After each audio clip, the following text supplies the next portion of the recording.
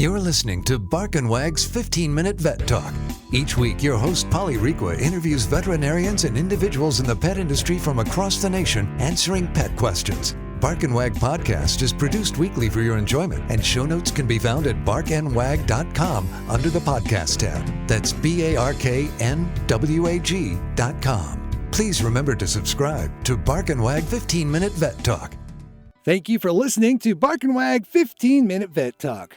Bark and Wag is dedicated to protecting our dogs through advocacy, education, and supporting like-minded dog lovers by selling custom pet products. Bark and Wag is excited to announce our new partnership with a Colorado hemp farm to produce a line of CBD products for your pets. Bark and Wag has CBD pet tincture available in 300, 750, 1200, and 2400 milligrams. Bark and Wag CBD is pet safe, no THC, it's made in the USA, and is CO2 extracted.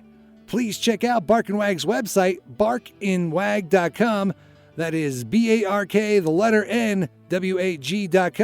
to see our line of CBD and awesome merchandise.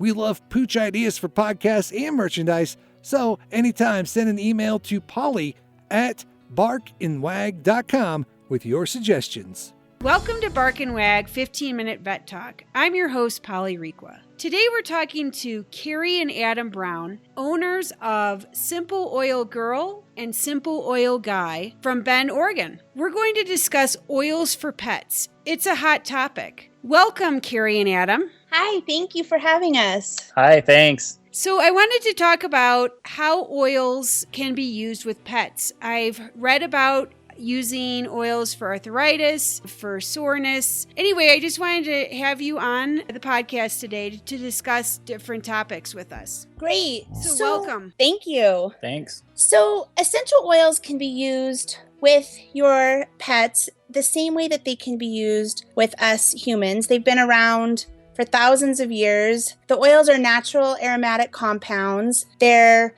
50 to 70 times stronger than any herbs. They're powerful, they're safe. So in a lot of the same ways humans use them, we can also use them for our pets with no side effects.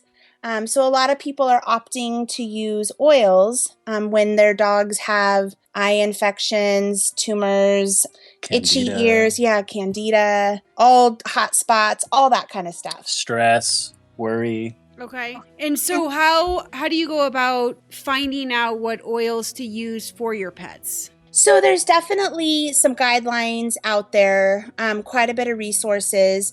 Something to note is dog sense of smell is 50 to 100 times greater than ours is. So some dogs will have an aversion to certain oils. So I think you have to let them lead. And some dogs are drawn to certain oils. I know a little pug who gets right up and over a diffuser when it's diffusing breathe, which is a respiratory oil. And the pug sleeps amazing. She doesn't snore. It's crazy. So I think, wow. I know. So dogs definitely know what their bodies do and don't need. But there's some oils that, like hot oils like cinnamon or oregano or clove, that you definitely make sure it's heavily diluted if you are using those oils. And a lot of it has to do with the weight of the dog and the size of the dog. So our 100-pound yellow lab, for instance, he had some candida and his belly was like a very dark brown instead of a light pink. And so we started to apply a drop of oregano to his paws. And within like 2 or 3 days, it already started to pinken up on him. So a smaller dog, I'd probably do much less than a drop, especially to kind of just give it a experiment before overdoing it, so to speak. So what are some of the remedies that oils can be used for with the dog? So you said tumors, digestive. How about weight? You can use them for weight, but people are more typically going to use them for things like kennel cough, parvo, arthritis, nausea, anxiety, ear infections, fleas, stuff like that. Okay.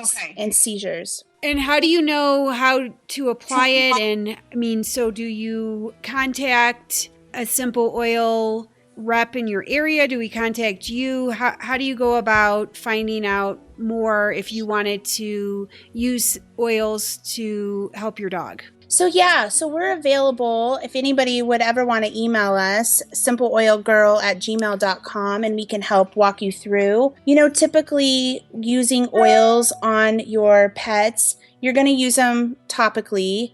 You can put it at the nape of the neck, in the paws between the toes or the pads, directly on the affected area, down the spine. You can also use the oils aromatically. You can diffuse them. So if you have an anxious dog, you can diffuse different oils to help calm them. And then if it's an internal kind of issue, you also can put it in their water bowl. We put lemon oil in our dog's stainless steel water bottle. And frankincense. And frankincense as well, because we have a yellow lab and he's got some little fatty tumors growing under his belly. So you can also put them in a capsule if your dog is a picky eater. Stick it in some cheese in the capsule. Okay. Yeah, food. Yeah. Okay. But there's definitely a lot of resources out there to help know what to do depending on the ailment of the dog. Okay.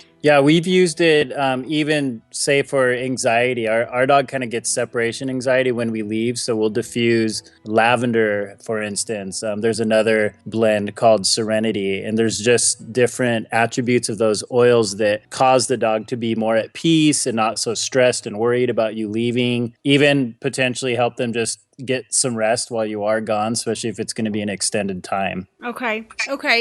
Well, I certainly appreciate your time. And are there any more tips that you can give pet owners? Well, just like humans, I think diet plays a major role. So making sure that your dog has quality kibble or raw food. Exercise. Yeah. So similar. Our furry friends are so similar to our lives in that aspect, Right. And so do you work with a vet, or is this in conjunction with a vet? It's in conjunction with a vet, definitely, especially so you know what you're up against. The cool thing is, I think a lot of vets and people that are working with animals are moving towards essential oils. And so they're becoming more and more educated as well. So you don't have to medicate your pet as much, right? Yeah, right. Yeah, using prescriptions.